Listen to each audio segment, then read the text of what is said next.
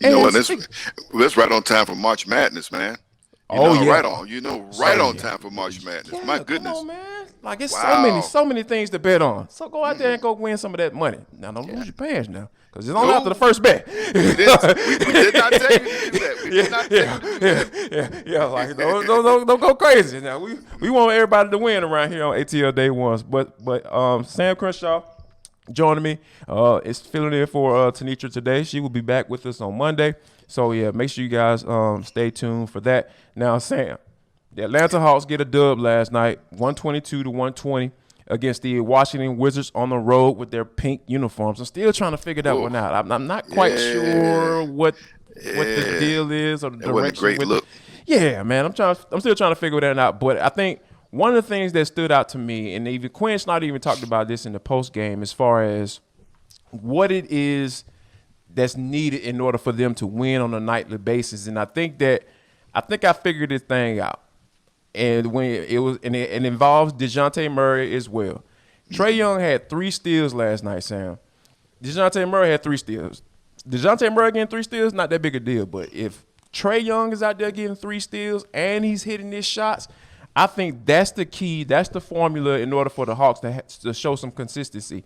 Is Trae locking in on defense, not locking down, folks. I didn't say that. I just say locked in, just staying focused. And I think that's one of the things that I feel like the Hawks are going to have to do if they want any chance of getting to the actual playoffs, not the Yeah, play-in, the yeah, playoffs. yeah. Absolutely, absolutely. And I think that was the intention when the season began, was for he and Murray to really mirror each other in their performance, Yeah, not just in their point production, but in every way. And if they're on the same page doing that, the Hawks are a very difficult team to beat. I don't care who you are.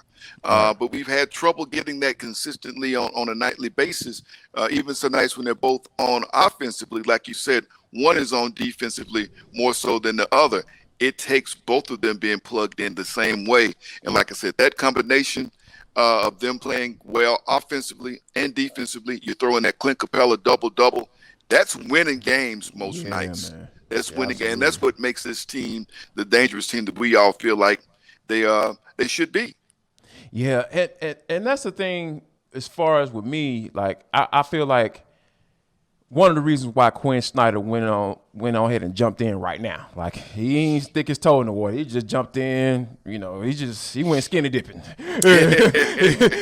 he went skinny dipping and said, "Hey man, I'm about to jump all in and try to see what's going on with this team." That's why I really appreciate him for doing that, because you can see. I don't know about you, but I really see him getting that connection with guys like Trae, with guys like Dejounte Murray, and more importantly, a guy who I feel like is pretty much on the block. I know he's been on the trading block for the past few years, and John Collins, but I think this year, this regime, I don't know if he sticks around, but I think one of the things another thing that he said, and he's talking about, he had a conversation with John Collins. Now go back to the Miami Heat game, and that was one of the things that I pointed out. I thought that really stood out was the fact that he wasn't in the rotation. John Collins wasn't even in the game at 6 minutes to go in the fourth quarter. And the one thing that I said I really respect about Quinn is the fact that he said he had a conversation with John about that. And John said, I understand. And then he had a conversation about the game last night when John went out there and hit, 4 threes last night? Yeah. And he has been shooting terribly from the arc. So I think that the relationships that he's building right now are going to be so valuable, not just for this season, but going forward, Sam, and whether or not they actually keep him around. I think it's going to be nothing but good as far as what Quinn Snyder is doing right now, as far as establishing some rapport with these guys and being honest with them. And Jarvis, I think you go back to this man's who's poured into Quinn Snyder, and I covered the last year he played up at Duke when I was working in North Carolina, and you got to remember the influences he had on his life. Mike Krzyzewski, and he was here under Mike Budenholzer. Of course, that's part of Mark Popovich. So Right. talk about mentors The and tree, man. influences. You know what I mean? Very important. The coaching trees that he's a part of. 2 legends, 2 Hall of Famers, 2 all-time great coaches are part of the resources. And obviously people he can reach into, but people that he has taken things away from to bring to the mix for this particular team. Now, it prepares him for this type of situation with a young team. I still say this team misses a veteran voice in the locker room. And I think that makes such a difference. I think it's underrated to not have that veteran voice. Gallo wasn't gone. Lou Williams wasn't here for this season. One of those two guys in that locker room, to me, makes a difference. Say, hey, come here, close the door. Coach, we'll be back in a minute. And get the guys in there and do that. There's nobody to do that.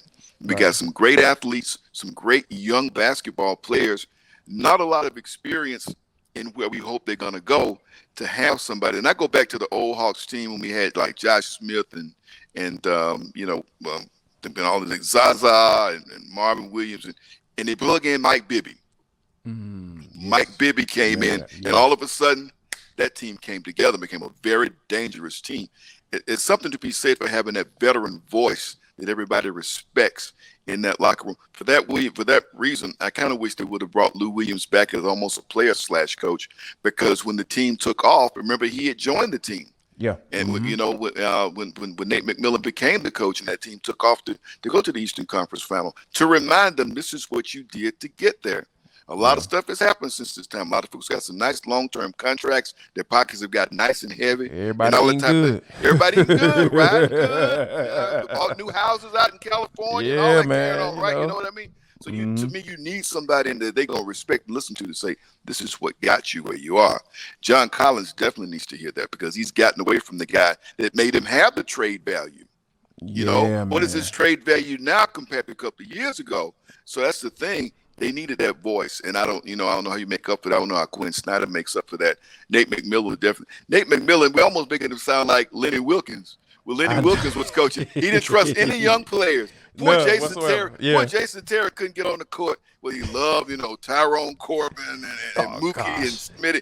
Those old veteran guys. Yeah, you know what I mean? So that's what it almost makes McMillan look like. And that's the thing that And another thing is, that's interesting that you brought it up, because I feel like a lot of times, like when I bring out certain things about Quinn Snyder, as far as what I see and what I like, it's almost kind of like, oh, this was what Nate McMillan wasn't doing. You know what I'm saying? It ain't necessarily like that, but like a lot of times when you think about what Nate McMillan brought to the table. He was in that locker room when Lloyd Pierce was in it. It was stupid toxic. Like, nobody liked Lloyd Pierce back then. So, and he was sitting up here, okay, he was not necessarily like he was just waiting on to pounce on a man's job when he got fired, but he was sitting up because there was some conversation to be had as to whether or not he'd be willing to take it, because, he and Lloyd Pierce had established a nice rapport with each other. So, but I think that when him being right there and seeing what was going on in the locker room, he can basically say, hey, I can just do the exact opposite, and then I can, maybe we can do something. That's what he did. But when it comes to Quinn Snyder, man, I think Nate McMillan's a solid coach, and he's not a bad coach. Like, bad coaches don't get their teams to Eastern Conference Finals. It just doesn't. It just doesn't happen like that. You can say luck, whatever, however, matchups, all that good stuff. They ended up winning, and he was the head coach for that. So you have to give him some credit. But I'm really on board with, hey, Quinn Snyder, this is what Quinn Snyder is doing going forward, and it's not necessarily any type of shade thrown towards Nate McMillan as a coach. Yeah, I think so. I think it's good things. Let's see now if this Hawks team can sustain something. Let's get a string going. You've beaten this team once. You got them coming up again. And they're a little deceptive. You forget who all they have on their roster, talking about the Wizards.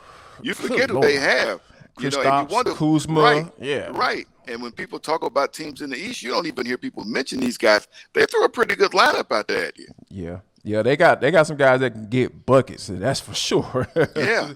Yes, but speaking of some production, Chad Ochocinco, Sam, that man got a job now, and we heard it's down in Florida, but he got on some different colors that he probably had never really put on before, and not to be officially anyway. We'll talk about that, but first.